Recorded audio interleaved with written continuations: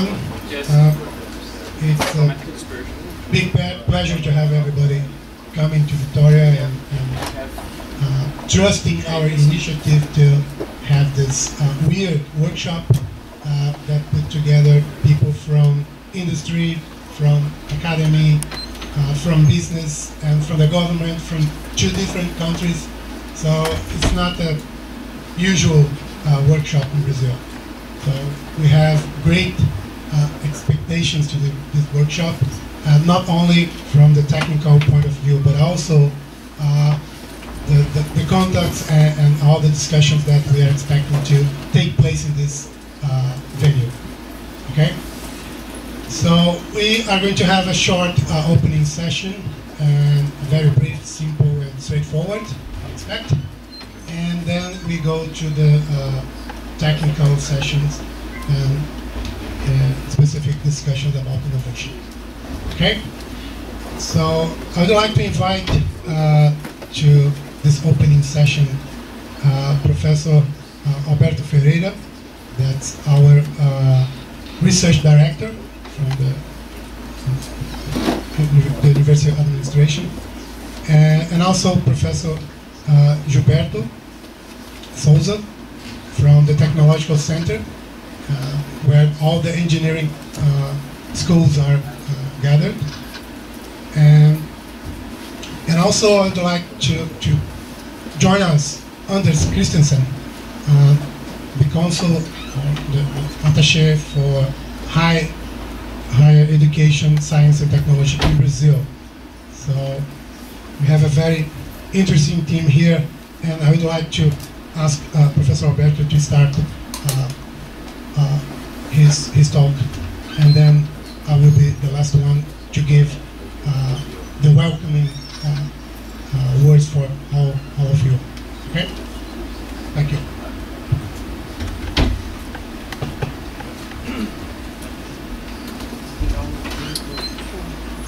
Well, good morning everyone. Thank you all for coming.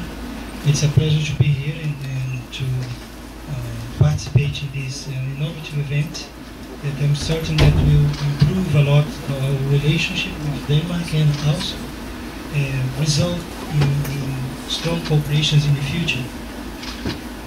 Our university, Universidade Federal do Espírito Santo, has 58 years of age. It's a young university, several in the world that have more than a century or 2. But in these years of existence, the university has grown a lot. Currently, we receive every year about 5,000 undergraduate students, and the university has 17,000 undergraduate students currently in many courses, more than 80 courses of undergraduate students. And we have a lot of students that would like to come to UFES. Last year we had 30,000 candidates for these 5,000 places made available. So it's a shame we cannot, afford to have all of them. But because of this relationship between the people that want to come to UFES and the amount of places we offer, we have a lot of good students, and this result in a very powerful research base for the graduate courses. Currently, we have 46 master degree courses and 14 PhD programs, and these programs together hold about 2,000 graduate students.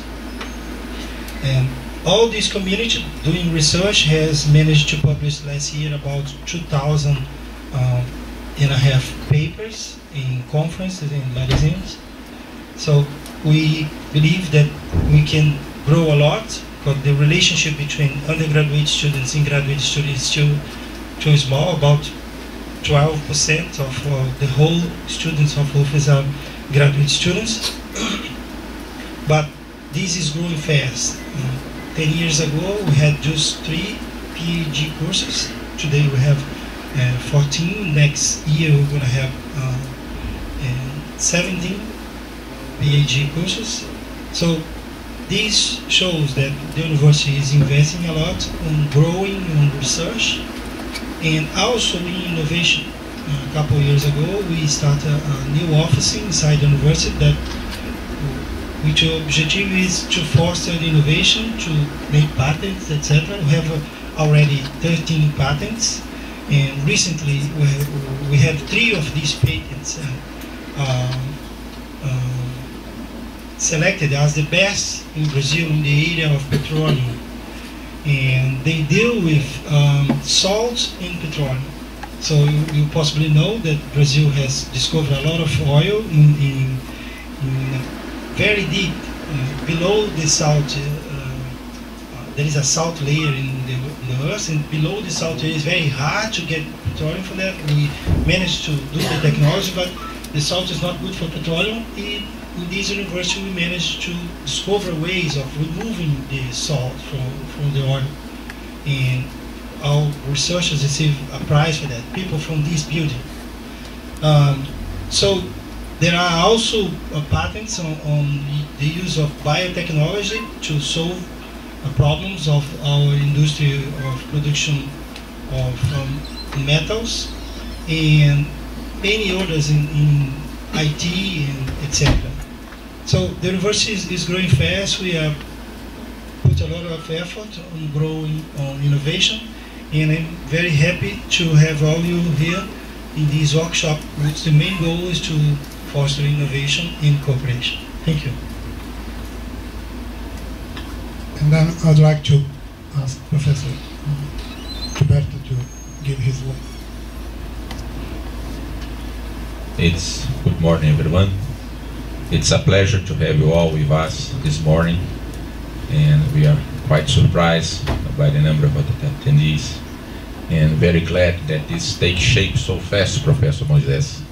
And I'm very happy about this being here today, this morning.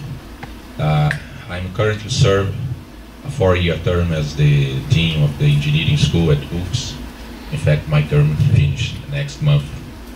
And I have witnessed, not only during my period as the Dean, but also as being here at UFS for 30 years. And I have witnessed a change in this university from essentially an undergraduate university to moving towards some master's courses. There's some pioneers, some crazy guys that decide to do respect of the mainstream thought at that time in the university administration. And now we see this producing a number of fruits, and the growth we have experienced in the graduate, mainly now, as Professor Roberto has already pointed out, in the doctoral courses. I'm going to talk a little bit about the engineering school. It's actually older than the university. It started in the early 50s as a isolated engineering course or a college of engineering, and with engineering, civil engineering. Then in the 60s, mechanical engineering was created, and in the 70s, electrical engineering, and then in the, I guess, late 80s, computer engineering, computer science was created at the undergraduate level. Our first master course started in the 1989, if I'm correct, and it was in the environmental engineering. Then in the 90s, all the programs we currently have, electrical, civil, mechanical, engineering, were also started. And now we have, at this time, 5 graduate programs and 5 master courses, of course, 6 actually, and 3 PhD courses offered in the School of Engineering. And we also have witnessed a number of changes in the profile of the professors. I was hired as an undergrad, only with a PS in engineering, and the university provided me the opportunity to pursue a master and doctoral studies afterwards. Now we mainly hire doctors as professors, and it's means that the country has matured sufficiently to provide the qualification for the professors. And we also have seen a growth in the research. Initially it was essentially a form of art. We do research because people expect us to do research. It was mainly sponsored by government funds, and I guess in the past decade we have seen the shift towards industry-sponsored research. And I'm very glad that this has happened within my period of work in UFES, because I always sponsor the idea that this is the correct path, the integration between the interest of the industry and other sectors of the society with academia to provide answers to the various demands that the society has, not only industry. In our case, for engineers, most of our interaction will be with the industrial sector. And particularly in this state, the oil industry is becoming very important, and we appreciate that this has opened a number of opportunities for us. And we hope that the integration with the Denmark institutions, Denmark agencies, will provide further benefits for both the Danish institution and UFE as well. We are very pleased that you sponsor, you bought the idea, you are present here, and we do expect a lot of outcome from this workshop. We do appreciate your presence here and the initiative of Professor Moises and the other professors for this to happen. Thank you very much.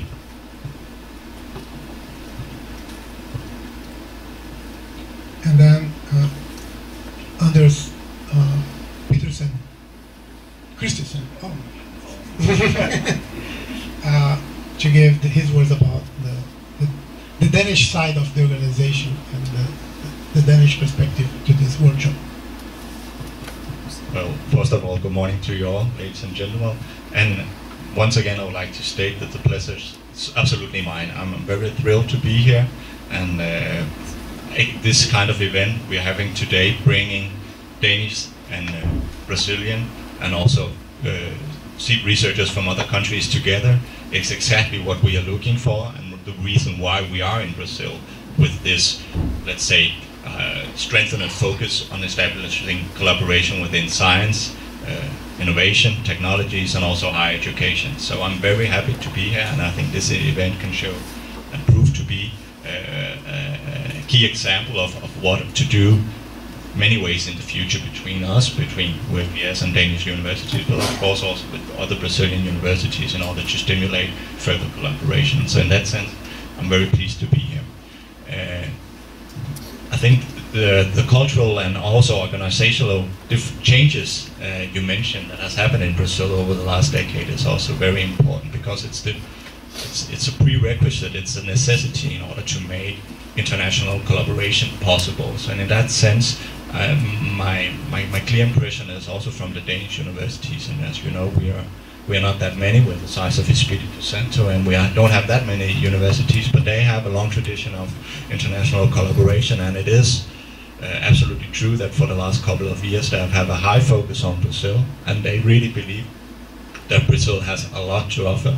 You have good universities, you have good research, and you have a lot of talented students. So in that sense, it's also my hope that an event like this really can make a higher rate of exchange possible, because we know each other, we know the Brazilian institutions at some level, and you know the Danish institutions at some level, but also we could really work a lot more together. We don't know that much about each other yet, so I think this is a great opportunity to establish those connections, and in the future be able to also find concrete initiatives. Could be workshops like this, but it could also be funding programs that could really help build on the collaboration and the context that we establish in the next days. So once again, thank you very much for being here, and I'm looking forward to the workshop today and tomorrow. Okay, thank you all for the nice words and different perspectives on and expectations on this workshop. My talk, or my few words I have to say, is the more practical approach to the workshop. And of course, I have to thank all the organizers here and there and everywhere that helped a lot in this workshop. I'm not going to mention names because, as you already realize, I'm very bad at names. And we have 4 universities as organizers, and so UFIS is one of them, and the one that carries the heavy load because physically the event is here. But also we have the support of our sponsors. So I have to thank a lot for the sponsors to make this initiative or this, I would not say dream because it's kind of planned, and I think it's a calculated risk that we have taken to start this workshop. So we have the companies as sponsors, as PADTech. We have Datacon that came later to the sponsorship, but they are welcome to this initiative. And we have the Danish consulate in São Paulo that gave us not only the financial support, the strength, and the incentive, everything that we could imagine that a government should do in order to help the scientists and the innovators. So, and I told Anders that that's why he is here, that's why the Danish scientists are here, because we have a lot of to learn from them. So I'd like to invite you to take advantage of this opportunity to talk to those guys and to ask questions in the presentations, and let's give them a hard time here, okay? So we have few changes in our program. So the printed press cannot follow the internet anymore. So as we printed that, so we have a new sponsor that should be here. They aren't, because we had deadlines to submit the material to the press. So Datacon is another supporter to this workshop. And also, as this workshop gathers important players, I would say, those people are not easy to grab. They are slippery. We try to get them and then they just escape. So some of the talks here are going to be changed. For instance, our first talk was supposed to be Anders, and actually it's going to be another talk by José Gontijo, who is a representative of the Ministry of Communication in Brazil, the telecommunication division. So instead of the FAPES talk, that would be the second one. So Gontijo has got a very tight schedule today. His flight is leaving 12:30. So we decided to put him first, and then Anders. Okay, that's one change. And another change is in the second session today, the PADTech talk is gonna take place tomorrow. Okay, because Jorge Salomão couldn't make it, and then he assigned his CTO to do it. That's Roberto Nakamura, and he called me yesterday and he couldn't make it, and we managed to sacrifice a colleague of us, Professor Marcelo Segato, and he kindly agreed to accommodate PADTech's talk on his slot tomorrow. Okay, so the first session tomorrow, that's gonna be let me see, 15. Okay, that's the application part, communication systems and networks. So the talk that was supposed to be given by Professor Marcelo Segato is going to be the PADTech talk, and that's about it. So that's the change you had in the last few days that couldn't be present here, but it's on the internet. So if you check the schedule on the internet, that's the one we are going to follow. Okay, so as we promised to our speakers, we were very concerned about time, and we have 1 minute just to move around and get ready for the actual business that we are supposed to do here. That's our first section of innovation, fostering innovation. Okay? Thank you very much for our panel.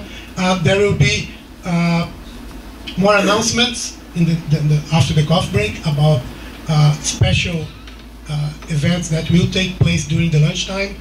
The lunchtime we'll have some snacks and things here to keep people together, keep people here talking and networking. Okay?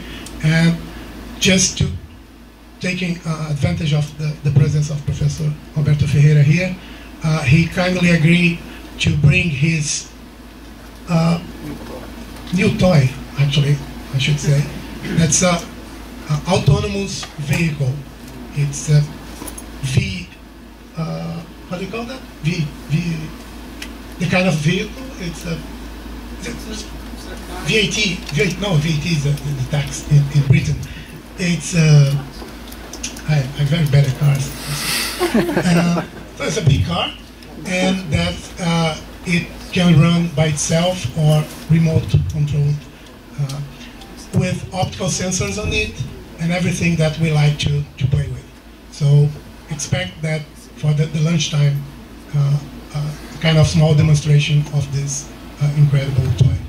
That Professor Roberto is going to treat us with that. Okay? And more announcements will come later on, not to delay too much the next session. Okay? So let's give a big round of applause to our panelists. Thank you very much.